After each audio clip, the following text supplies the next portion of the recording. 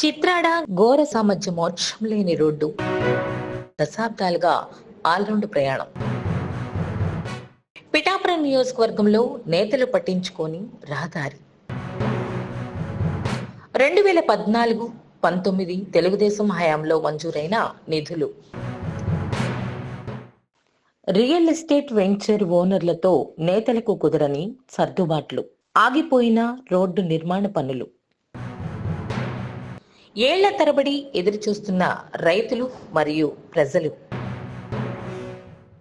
ఆ ఊరు వెళ్లాలంటే దూరం 3 కిలోమీటర్లే, కానీ సరైన రహదారి లేకపోవడంతో దాదాపు 15 కిలోమీటర్ల చుట్టూ తిరిగి వెళ్తుంటారు. ఇది ఈనాటి సమస్య కాదు. స్వతంత్రం వచ్చినప్పటి నాటి నుంచి ఇదే తీరుగా ఉంది. అక్కడ ప్రజలు బాధను ఏ ఒక్క అధికారి కానీ ప్రజాప్రతినిధులు కానీ పట్టించుకున్న పాపాన పోలేదు. ఇంతకీ అది deputy CM power star Pawan Kalyan నియోజకవర్గం పిఠాపురంలోనే ఉండడం విశేషం. కాకినాడ విశాఖపట్నం హైవేపై వెళ్తున్న ప్రతి ఒక్కరికి చిత్రాడ దగ్గర రోడ్డుకి ఆనుకుని ఉన్న శ్రీ మహాలక్ష్మి అమ్మవారి గుడి కనిపిస్తుంది. ఆ పక్కనే గోరసా వెళ్లేందుకు అతి దగ్గరగా దారి ఉంది. ఆ దూరం కేవలం 3 కిలోమీటర్లు మాత్రమే.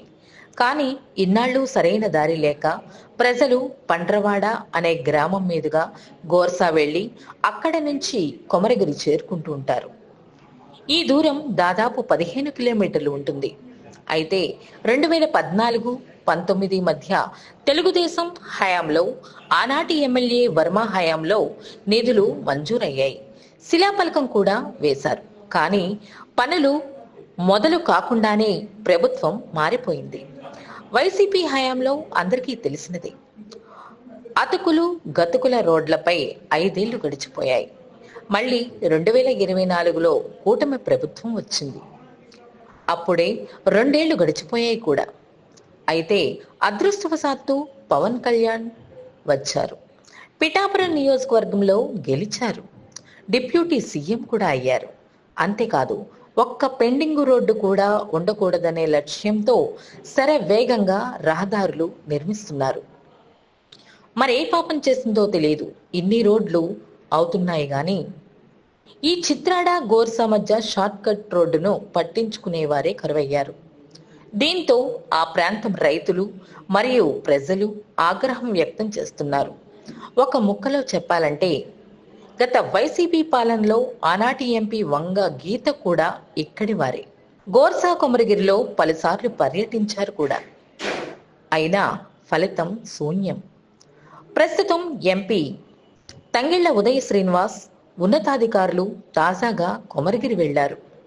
కానీ ఈ రహదారిని మాత్రం పట్టించుకోలేదని, అంతా దొందే అని ప్రజలు వ్యాఖ్యానిస్తున్నారు. ఎందుకు ఈ రహదారికి మోక్షం కలగటే లేదంటే, ఈ పుంతదారిలో ఎన్నో చక్కని వెంచర్లున్నాయి. ఇక్కడే వ్యవహారం చెందిందని అంటున్నారు. ఎప్పుడూ 10 ఏళ్లకు ముందు వెంచర్లు వేశారు. ఆనాడు రోడ్లు చూపించడానికి నాటి నేతలకు, వెంచర్ల యాజమాన్యాలకు మధ్య వ్యవహారాలు గట్టిగానే నడిచాయి. అలాగే అధికారులకు భారీగానే ముడుపులు అందాయని అంటారు. ఇంకా చెప్పాలంటే స్థానిక చోటా మోటా నేతలు కూడా ఉత్సాహం చూపించారు.